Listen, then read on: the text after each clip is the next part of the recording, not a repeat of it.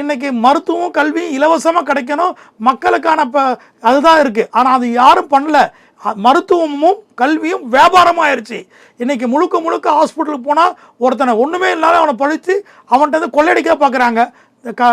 மருத்துவம் மக்களுக்கு நேர்மையான முறையில் கிடைக்கல. கல்வியும் பணம் வியாபாரமாயிருச்சு.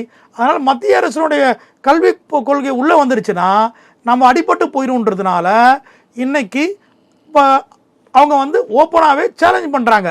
ஆனால் இன்னைக்கு தமிழக முதல்வர் இந்தியாவுடைய பிரைம் மினிஸ்டர் மோடியை பார்க்க போயிருக்காரு. என்ன கேட்குறாரு? ஐயா, ஏற்கனவே நிற்க வச்சிருக்க காசுலாம் கொஞ்சம் கொடுங்க, உதவி பண்ணுங்க, நாங்கள் எங்களையே கொஞ்சம் பாருங்கள், நீங்கள் என்ன சொல்கிறீங்கன்னு கேட்குறோம்.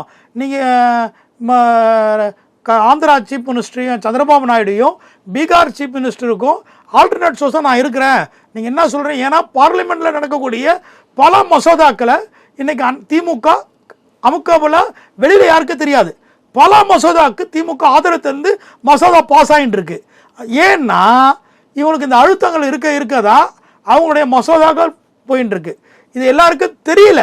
அப்பாவி மக்கள் திமுகவுக்கும் பாஜகவுக்கும் மத்திய அரசுக்கும் நீண்ட விரோத செயல்கள் இருக்காங்க, ரெண்டு பேருக்கும் விலகி செல்றாங்க அப்படின்றாங்க. ஆனால் இவங்க எல்லாருமே நிழலாக இன்னைக்கு பார்லிமெண்ட் கூட பல மசோதாக்களை இன்னைக்கு பார்த்தீங்கன்னா திமுகவுடைய ஆதரவோட நிறைவேறி